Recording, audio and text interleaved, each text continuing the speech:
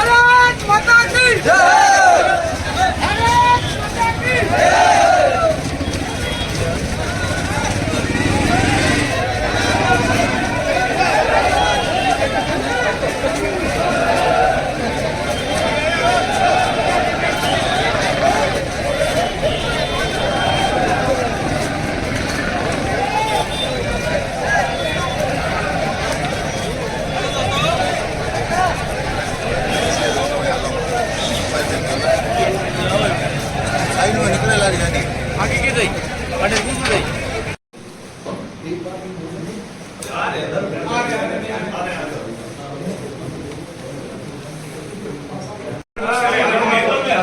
काम के साथ बना जाएगा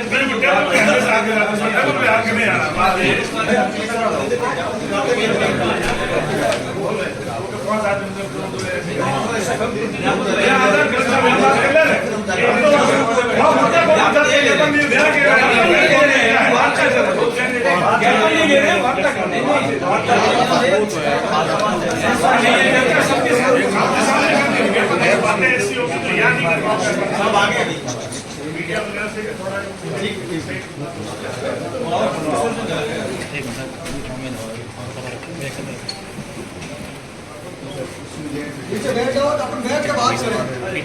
आप सभी बैठ जाओ, अपन बैठ के बात करेंगे। इसमें खड़े खड़े बात नहीं होगी। एक मिनट सब बैठ जाओ, अपन बैठ के बात करें। बैठ दो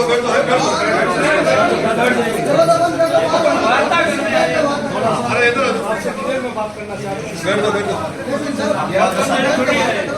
हम वार्ता के लिए आए। आप आपके ज्ञापन वार्ता करने आए। ज्ञापन तो कब आए?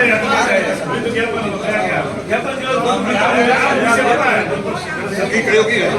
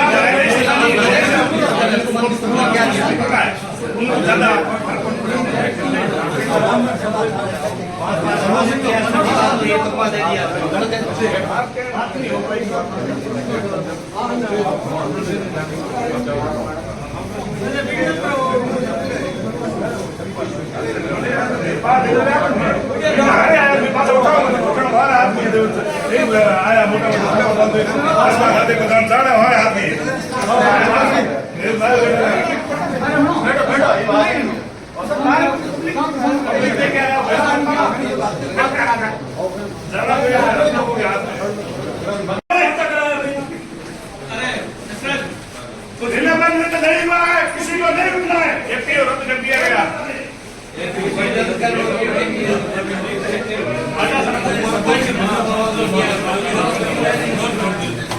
भावना चाहिए, वो तब तक नहीं जाएगी जब तक निलंबन रद्द नहीं होगा। यही बैठे हैं आप फालतू की मैंने वार्ता मत किया।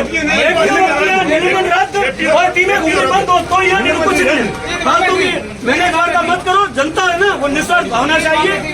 मांगे कुछ भी नहीं मानिए ना। आप अगर जाकर वापिस आके बात पुलिस मंदिर में पीछे घूम रही है। पुलिस मंदिर में पीछे घूम रही है। एसपी साहब ने ये कहा है कि कोई भी निर्दोष नहीं फंसेगा। कोई निर्दोष में सब इंस्पेक्टर नीम सिंह भी निर्दोषी है। उन्होंने खुद ने कहा निर्दोष नहीं फंसेगा। निर्दोष में सारे हैं। कुछ नहीं होगा, कल कोई नहीं आएगा और सब कुछ होगा। निर्दोष फंसेंगे भी। पब्लिक नहीं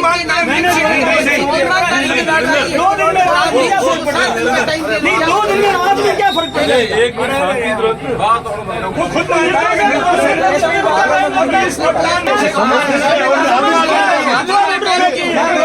बड़ी बात है। मेरा अधिकारी है, मुझे पता है निर्दोष है, मैं किसी के लिए को नहीं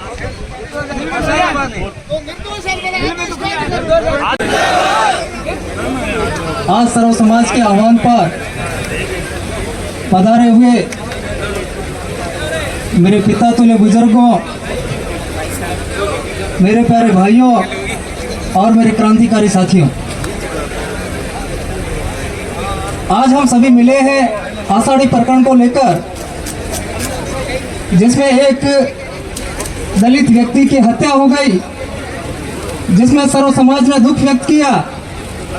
लेकिन वो हत्या क्यों हुई थी वो सभी को पता होगा कि एक गरीब परिवार 14 SC ST के मुकदमे झेलता हो, 7 प्रकरण दर्ज हो और 7 परिवार, तो उस परिवार की क्या हालत होती होगी वो मेरे से बेहतर कोई जानता नहीं होगा। उन्होंने 14 मुकदमा SC ST के झेले थे और मैंने 1 साल में 17 मुकदमे झेले हैं। और जो 17 मुकदमे झेले मैंने SC ST के, वो मैंने उनके साथ में कभी कोई SC ST की कोई गाली नहीं दिया था। मैंने उस परिवार के सामने कभी किसी परिवार के सदस्य से नहीं मिला था। और मेरा भी अगर गुनाह देखोगे तो मैंने किसी की पीड़ित परिवार की मदद करते हुए मुकदमा झेला था। और उसमें से सिर्फ दलित समाज के जो तथाकथित जो ठेकेदार थे उन्होंने मुकदमे करवाए। और उन मुकदमे करवाने का कारण एक ही था कि जब पहला मुकदमा होता है तब अगर कोई सवर्ण समाज का या दूसरे समाज का कोई व्यक्ति अगर किसी दलाल से मिलकर के उनसे समझौता करता है, उनको अगर पहले पैसा देगा तो दूसरा मुकदमा नहीं होने की वो आपको गारंटी देता है। अगर कोई स्वाभिमानी व्यक्ति जो समझौता नहीं करता है तो उनके ऊपर सीरियल वाइज मुकदमे दर्ज करवाना चालू करता है। मैं आपको पहला SC ST का मुकदमा लॉकडाउन के समय में 2020 में मई की बात है, मैं लॉकडाउन के समय में गरीब लोगों के पास में उसी टाइम से मदद में लगा हुआ था कोरोना का। आप बिना कोई सोचे समझे 2 मिनट में किसी को बात करने भेजे या फिर ज्यादा होशियार हो, कोई बात कोई मूवमेंट जो है सबको होती होती चिंता है, अच्छा कटती है, तो छोटे बड़े की कोई मान मर्यादा ये भी रखनी चाहिए। आपसे ज्यादा चिंतित लोग अंदर गए हैं, जिनको आपसे ज्यादा अनुभव है कैसे मामलों में होता क्या है, प्रशासन से क्या बात करनी। तो मेरी मेहरबानी करके जिस समाज से हम आए हैं उसकी मर्यादा, संस्कार और जिनको हमने आगे भेजा है वो क्या बात करके आए हैं, प्रॉपर बहुत सकारात्मक ढंग से जो हम चाहते थे आपकी भावना के अनुरूप सारी बात हुई। तो मैं वकील साहब से अर्ज करूंगा कि पूरी विगत जो है। भारत माता की। आदरणीय बंधुओं, नौजवान साथियों, सम्मानित मंच और सर्व समाज के जितने भी लोग इस पंडाल में उपस्थित हैं, उन सबका आभार व्यक्त करते हुए मैं जो प्रतिनिधि मंडल के मार्फत जिला कलेक्टर साहब और जिला SP साहब से जो बात हुई वो मुद्दे हमारे प्रतिनिधि मंडल ने जो यहाँ से गए थे, सांग सिंह जी साहब, हनुमान सिंह जी साहब और स्वरूप सिंह जी वकील, जोगेंद्र सिंह जी, हीर सिंह जी, गिरधर सिंह जी, जो भी हम लोग गए वो आधा घंटा पौन घंटा हरि सिंह जी साहब भी थे। जो बात हुई मैं आपको बता रहा हूँ। और प्रतिनिधि मंडल ने बड़े SP साहब से और कलेक्टर साहब से अपनी बात पुरजोर से रखी और उन अधिकारियों को भी माननी पड़ी कि ये जो कुछ हो रहा है वो कुछ अधिक हुआ है। इस बारे में सबसे पहले तो ये मैं कह दूं कि 302 जैसे केस में किसी भी गलत के नाम पर या किसी को निर्दोष को किसी तरह का उसमें मुलजिम नहीं बनाया जाएगा, ऐसा आश्वासन दिया। दूसरा, मैं साथियों आपसे निवेदन करूं कि श्री नीम सिंह जी के बारे में बात आई और SP साहब ने भी कहा और उनके एडिशनल SP और दूसरे अधिकारी कलेक्टर साहब और ADM साहब सबने कहा कि यह अच्छा और पुलिस के प्रति समर्पित व्यक्ति है और इनके जो काम किए हुए हैं निश्चित रूप से इनकी 7 दिन के अंदर हम इंक्वायरी करके और इनको बाहर करते हुए पोस्टिंग देंगे। तीसरी बात रही हमारे पुष्पेंद्र सिंह जी आडा साहब की, तो प्रशासन ने ये कहा कि ये सोशल मीडिया का मामला है और अखबार वाले वगैरह जो गलत लिखित में दे रहे हैं कि हमने उनको एपीओ करने का किसी तरह से गवर्नमेंट को कोई चिट्ठी नहीं दी है, तो चिट्ठी नहीं देने के कारण उनको एपीओ नहीं किया जा सकता।